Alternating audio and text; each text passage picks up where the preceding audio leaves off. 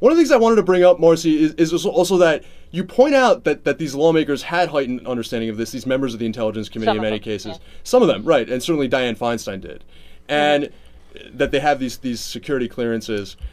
People are making much of the idea that there are two senators that did sound the alarm bells on this, Senator Ron Wyden from Oregon and Senator Mark Udall from Colorado, that they obviously Wyden asked that question of Clapper, asked him, do you have a dragnet seizing the personal information of millions of Americans? And they both warned, essentially saying that it's the authorities of these security agencies are much greater than Americans think, and it would shock Americans to know how great they are. But some people have pointed out there's actually a right of parliamentary privilege in the United States, and that in theory, these people, if they had been on the floor of Congress, could have revealed these top secret things, and it would have been acceptable. And we know that in part because Senator Mike Gravel, a Democrat from Alaska, back in 1971, read the Pentagon Papers into the congressional record so that they would be publicized for the public, regardless of whether they were struck down by the Nixon administration. Does that tarnish a little bit this image of Wyden and Udall and I think Congresswoman Linda Sanchez from California in the House also sounding the alarm bells on this?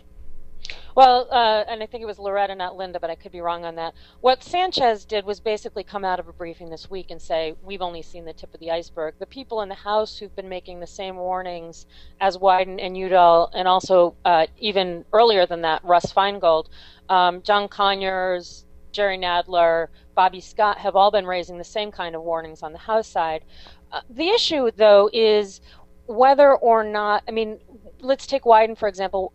Partly at Wyden's pushing in 2003, there was an amendment to the defense authorization that basically said DOD can't data mine Americans. And I think that may have only been in place for 2004, but it was real legislative restriction on the kind of things that Cheney was doing, that the Bush administration was doing.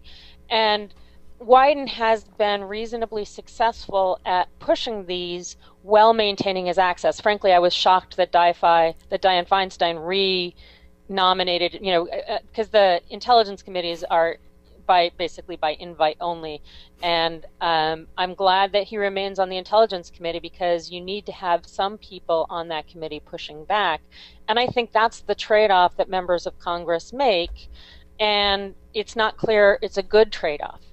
It's not. I mean, one of the lessons that we have coming out of this and out of the drone strike debate is that our oversight really doesn't work, because the top members of the intelligence committees often become basically the advocates for the intelligence community and not the overseers for the intelligence community. And frankly, they only know what the intelligence community briefs them on, and at least on drones, they're getting a very warped picture of what is going on with drones. And so, they think they know everything, and in fact, they know less than a lot of us in the public, because they're not listening to just the kind of self-interested claims of the intelligence community. It is such a good point. It really does appear as if the folks that are really in charge of overseeing these intelligence agencies have been co-opted by them and become their greatest advocates. Marcy Wheeler, she's a fantastic independent journalist. I encourage everyone to check out her work, emptywheel.net, follow her on Twitter @emptywheel. And buy her book on the Iraq War and the Valerie Plame Wilson leak, Anatomy of Deceit: How the Bush Administration Used the Media to Sell the Iraq War and Out a Spy. Marcy, thanks so much for joining us. Thanks. When Take Action News continues, we're going to talk a little bit with Cliff Schechter about some of the more outrageous right-wing responses to this news about the NSA leak. Stick around after this.